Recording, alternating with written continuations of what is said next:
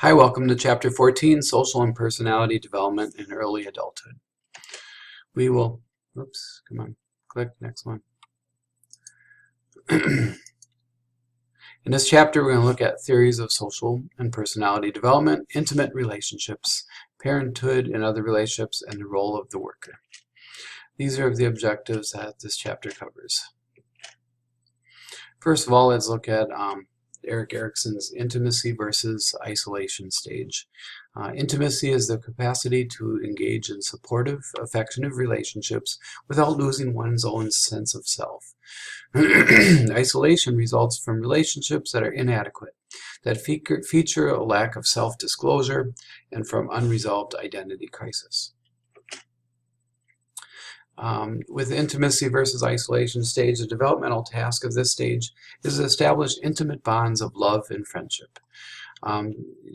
One of the tasks is to be able to overcome barriers to intimacy and supports for intimacy. The psychological conflict of early adulthood involves dealing with this. Levinson talks about life structures, where all roles and relationships an individual occupies and the conflicts and balances that exist between them.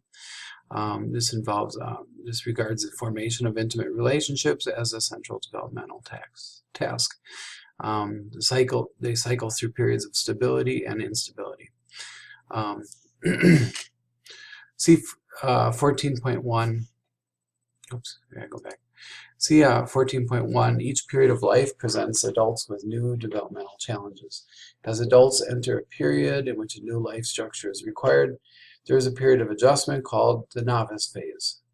In the mid-area phase, adults become more competent at meeting the new challenges through reassessment and reorganization of the life structure they created in the novice phase. Stability returns in the culmination phase when adults have succeeded in creating a life structure that allows them to manage the demands of new developmental challenges with more confidence. Life structures are all roles and relationships an individual occupies, and the conflicts and balance that exist among them. Regardless of formation of an intimate relationship with another adult as a central developmental task of early adulthood, the young adult will cycle through periods of stability and instability. So this takes a look at Levinson's model of adult development. Each stable life structure is followed by a period of transition, which that structure is re-examined. A new stage proposed by Arnett covers ages 17 through 22. Which must address tasks such as academic, friendship, conduct, work, and romance. It involves pushing limits with the family, experimenting with adult options and multiple tasks, and parts of the brain governing impulse control and decision making are still not yet fully mature. Reisman talks about the developmental task domains in emerging adolescence. And this would involve academics, friendship, conduct, work, and romantic. When you think of it, we kind of have an extended adolescence. Maybe you call it adultolescence, where we're not really seen as an adult until we graduate from college, develop a meaningful relationship, maybe get married, get established in work. Then we're kind of seen more as an adult.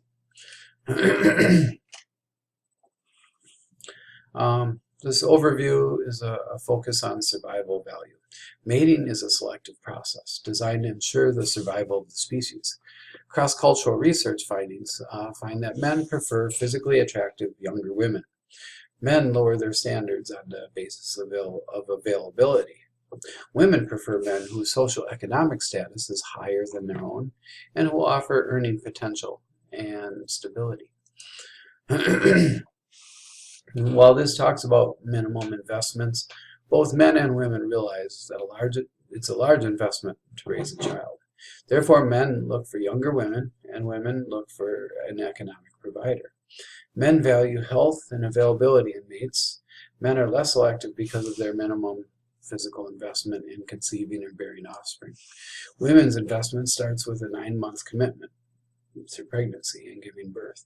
Men seek to maximize their number of offspring, while women seek to minimize the number of their offspring. And the question is, why do women and men differ in this theory? This shows household composition in the United States. Looks like the majority in the United States are married with children, and then married without children. That makes up about half the population of households. Next are single males with children. That's not next. Next is single females living alone, and then single males living alone, and then single females with children, and then cohabitating with the opposite sex. People are drawn by similarities in age, education, social class, ethnic group and religion, attitudes, interests, and temperament. It's called, the big word for that is homogeneity. We tend to marry people like ourselves. You know the saying, opposites attract, however, we tend to look for similarities. High-income earning women select high-income earning males to provide economic support while they raise children and take a break from their careers. Homogamy or assortative mating, people are drawn to people like themselves. Next, about intimate relationships. The average age of marriage in 1970 was 21 for males and females. The average age in the early 21st century is 27 for males and 25 for females. Notice people are waiting longer to get married. Unmarried couples make up 89%. Are opposite sex partners, and 11% are same-sex partners. In 2002, 8 in every 1,000 adults married, 4 in every 1,000 divorced. This reflects what's called a cohort effect. For those of you who are getting married, try not to think about, 50% of all marriages end in divorce, because that's comparing apples and oranges. Basically what they're looking at is if 8 in every 1,000 get married and 4 of every 1,000 get divorced, that's not the same group of people. Try not to get caught up in statistics. Plus, try not to get stressed out in marriage. Getting married is one of life's most stressful events. Best approach is one that balances problem-focused coping and emotion-focused coping. Problem-focused coping involves managing the actual source of stress. Emotion-focused coping has to do with managing emotional responses to current or potential stressors. So learning to manage wedding stress is important because the average cost of a U.S. wedding is $26,000. So you decide what's important to you. 1, a wedding marks one of the most important events in a person's life, thus it's worth whatever it costs, both financially and psychologically. Or 2, it's foolish to spend thousands of dollars on an event that lasts only a couple hours. And such spending takes funds away from the couple's financial goals, buying their first home, makes their life stressful. I know a family who had a quinceañera, and it's a lot like a wedding. And the dad said, tell you what, I'll buy you a brand new car or a quinceañera. And the daughter chose the quinceañera. It was much more important to her than having a brand new car. Sex differences impact on marriage. For males, we tend to benefit more than females on measures of physical and mental health. Married men are healthier and live longer than unmarried men. I think one reason is because wives make their husbands go to the doctor when they're really sick. I would never go to the doctor unless, someone loved me and made me go. Females, married women are slightly healthier than unmarried women. However, unmarried women are healthier and happier than unmarried men. What role does cortisol play in these findings? In your book, they talk about, stress causes cortisol release. And women tend to be more stressed out in marriage than single women. So married women are more stressed. Women may be more psychologically sensitive to relationship negativity than men. Women's psychological or physiological responses to marriage quality are more important determinants of relationship quality. Higher cortisol wives are more likely to end in divorce. So in your review, what is it about marriage that causes spouses to follow better health practices than their single counterparts? And I mentioned that already, that the spouse usually makes the other one go to see the doctor if they're really, really sick. Aside from women's sensitivity to relationship negativity, what are some possible reasons for the finding of the psychological benefits of marriage? And why are they greater among men than they are among women? I really think men tend to be act out up front, real negative towards marriage. However, they tend to benefit more from it, according to research. Let's talk about quality of relationships. Some influence, what makes a healthy relationship? First of all, you got your values, personality characteristics of the partners, attitudes towards the marriage as something sacred, as well as attitudes towards divorce, security of each partner's attachment to the family of origin. There's lots of agreement across groups about what makes marriage works. The parental attachment relationship contributes to the construction of internal model of intimate relationships that adult children bring with them to marriage. And the biggest part is personality characteristics. A high degree of neuroticism in one or both partners leads to dissatisfaction. Attitudes towards divorce. Couples unopposed to divorce report more dissatisfaction with marriage. And then the security of each partner's attachment. Once a marriage takes place, spouses must let go of their family of origin in order to build a new family unit. Arguments about in-laws are exceeded in frequency only by disagreements about financial matters. There's been a real recent research that says what's the most important thing for marriages. It's time, sex, and money. One is spending quality time together. Two is having a healthy sex life and good communication. And three, money, being able to manage money together and responsibly together. Figure 14.3 in page 357 of your book. Notice the percentage saying each component is very important for a successful marriage. Note that whites include only non-Hispanic, and whites and blacks include only non-Hispanic blacks. And Hispanics are of any race. But if you look at this, what's most important is faithfulness and a happy sexual relationship, strong household chores, or sharing household chores. I should be wearing my glasses. The next one, figure point 2, it talks about Robert Sternberg's proposition of 3 key components of love. There's intimacy, which is feelings that promote closeness and connectedness. There's passion, which is feeling of intense longing for a union with the other person, including sexual union. And third, commitment to a particular other over a long period of time. And if you notice, Sternberg's theory postulates 3 components of love. These relationships can be classified according to which of these 3 components is present. So if you notice that companionate love focuses on commitment and intimacy, where an opposite passion focuses on infatuation. And then there's commitment, passion, there's commitment alone, intimacy. But eventually you want to have, a combination of those 3: commitment, and intimacy, and of course the physical passion.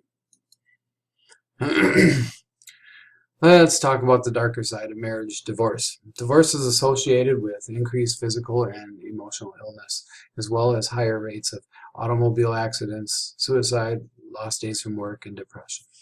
Often divorce accompanies serious economic hardships, especially for women. Usually divorced men improve their economic base upon divorce. Divorced women have a 40 to 50% decline in income. Divorce is hardest on working class women with low levels of education.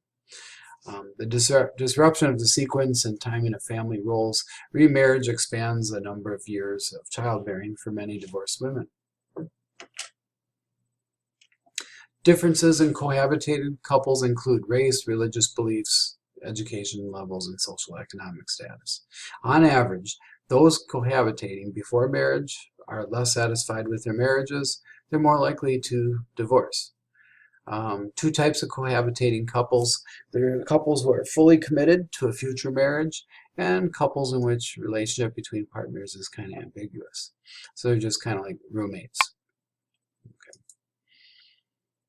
Married women whose premarital cohabitation and sexual experiences were limited to a future husband and are no more likely to divorce than women who don't cohabitate. Cohabitating couples who intend to marry usually share their workloads, they're happier, and may do a better job communicating. With gay and lesbian couples, satisfaction is related to similar backgrounds and equal relationship of length and commitment. There are around 600,000 U.S. households headed by partners of the same sex. Dissatisfaction is related to neuroticism in one or both partners. That can really be stressful in a relationship. And traumatic. Differences, they tend to be more dependent on each other for social support. They may be isolated from the original family because maybe the family won't talk to them or may have disowned them. So they build what's called family of choice. It's a stable partner and a circle of close friends who give them support. Power and tasks are equally divided by the couple. It's more true of lesbians than of gay couples. Lesbians typically insist on sexual exclusivity, where gay men regard sexual fidelity as negotiable in most couples. These are stereotypes, but this is kind of what they find in general from their research. Expectations for monogamy among lesbian females is more like that of heterosexuals. Gay males do not require sexual fidelity as often. Males may require sex more frequently, which has to do with the evolutionary perspective of the need to impregnate as many people as possible to continue the species. Many single adults prefer singlehood. They participate in intimate relationships that are not partnered and maintain close relationships with families of origin and close friends. It's important not to judge, say, what's wrong with you? You're single. Many adults are okay with that, that they are content with, friendships and family. Close friends play a prominent role in social networks. Approximately 58% of adults between the ages of 20 and 34 have never married. Two-thirds are married by their mid-40s. Choosing and affirming singlehood helps protect singles from negative health consequences associated with singlehood. 85% of parents cite their relationships with their children as the most fulfilling aspect of their lives. It's good to be parents. I have 3 kids, and it's a wonderful blessing. The transition to parenthood can be also stressful. That transition happens with other social relationships as well. It's a nice little video on transition to parenthood. The desire to become a parent, a large majority of young adults desire to be parents. More men than women desire to be parents. That's because we don't have to carry the baby for term and have the baby. People view parenting as life enriching. Expectant fathers become emotionally attached to their unborn children. Decisions to delay parenting. 1, usually if people are in post-secondary education, they'll tend to delay. Delayed marriage. They believe that the best environment for raising children is within marriage, and then they're underpinned by a contemporary social clock. So the majority of people believe that the best environment for raising children is within marriage. Usually people who have children outside of wedlock or before they finish their education or establish a career may have a lot more stress, may have a lot more financial stress. So what do you believe are the greatest adjustments that new parents face? Are these adjustments short-term or long-term? Keep in mind, even emotionally healthy mothers must adapt to parenthood. New parents may argue about caretaking duties. Many are sleep deprived. Oh my gosh, remember all that. Less times for conversation, sex, simple affection, or routine chores. Extended families and cultural rituals may ease that tradition. So a lot of times when young couples move away from family, they lose that support of their extended family. Postpartum depression, or PPD, affects 10 to 25% of new mothers, which involves feelings of profound sadness for several weeks after birth. It's more likely to happen in women who produce large amounts of steroid hormones late in pregnancy. It's more likely to happen in unplanned pregnancies, and the presence of major life stressors increases risk. Depression during pregnancy is the best predictor. Sensation-seeking and risky behaviors decline when you get married. Marital satisfaction tends to decline and remain low until the last child leaves home. So there's some, good benefits. People tend to grow up when they have children, for the most part. Women are more likely to have full-time continuous careers, but not necessarily to advance more, because of the dual responsibility. Culture influences involvement with parents, Hispanic young adults, and they value family ties.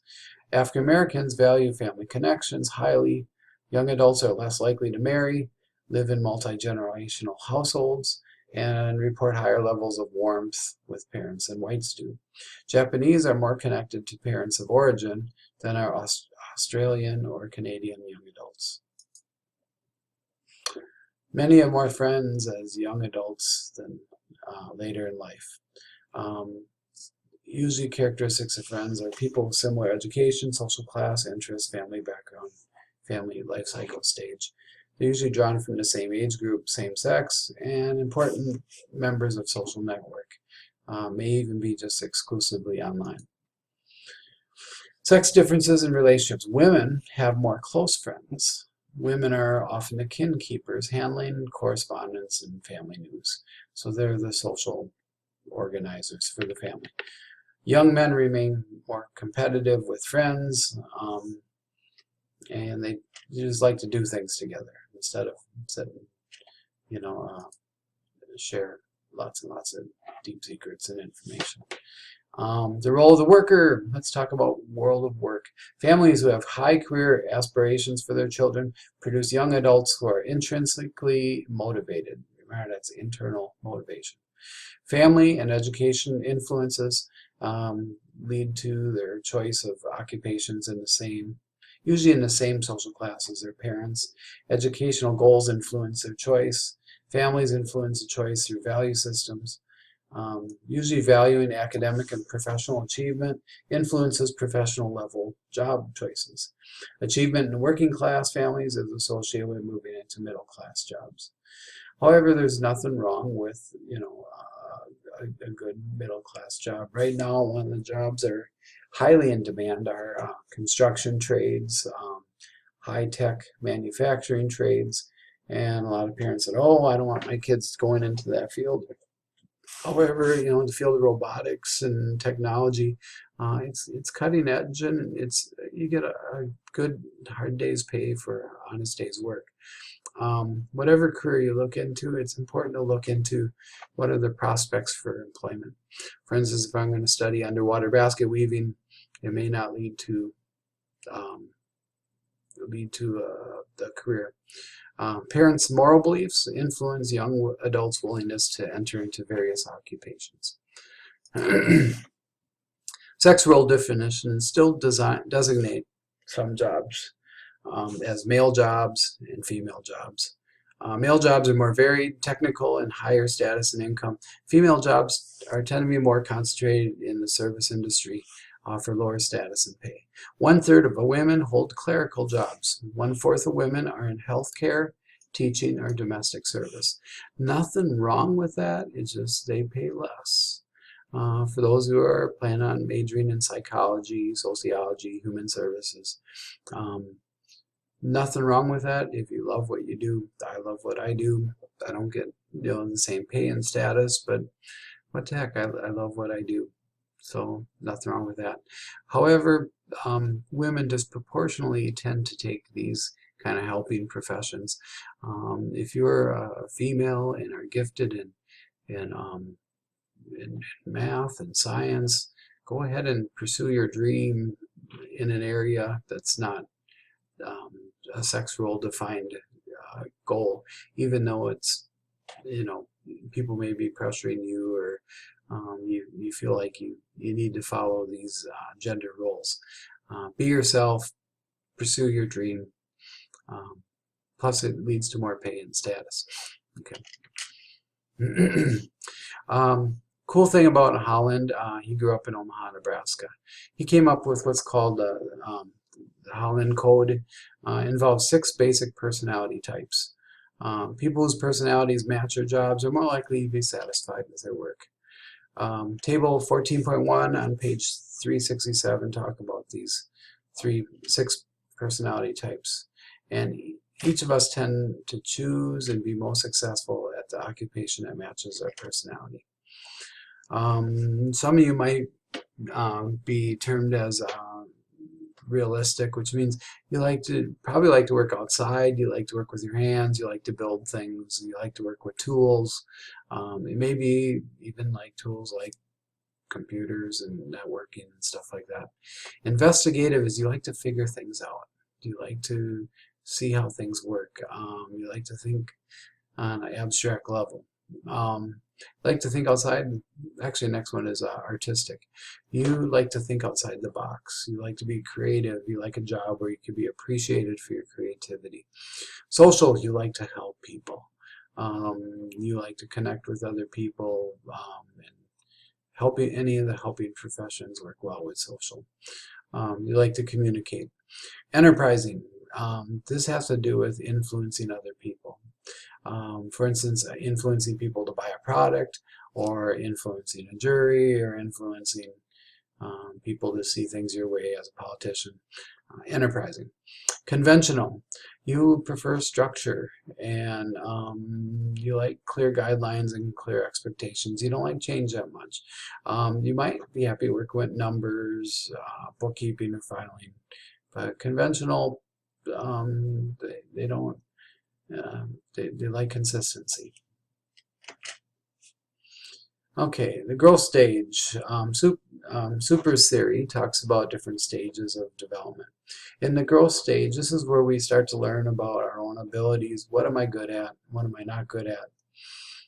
I definitely cannot be an airline pilot because I'm not too good at details. I'd probably forget to drop the landing gear before we land. Even though I'd love to be a pilot, that was a dream of mine.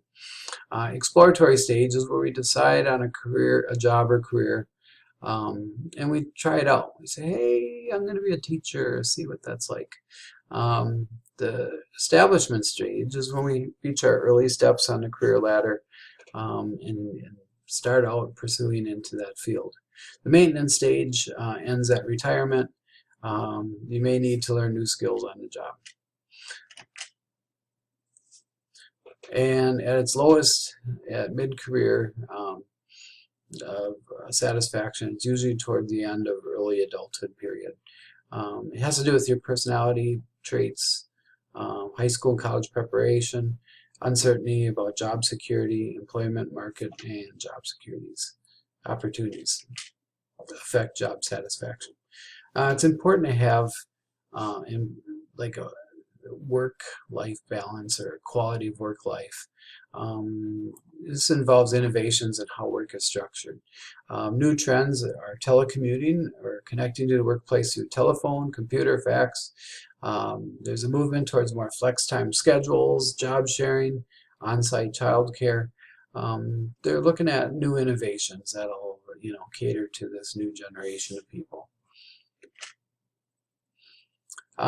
Sex difference in work patterns. Women's work satisfaction goes up with age. Most women move out into the labor market at least once during adulthood. Why do you think this occurs? They're having a baby. Usually because of that reason. Childbearing and rearing children is key.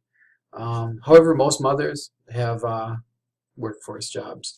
Our culture thinks of a man as simultaneously a worker, a parent, and a spouse.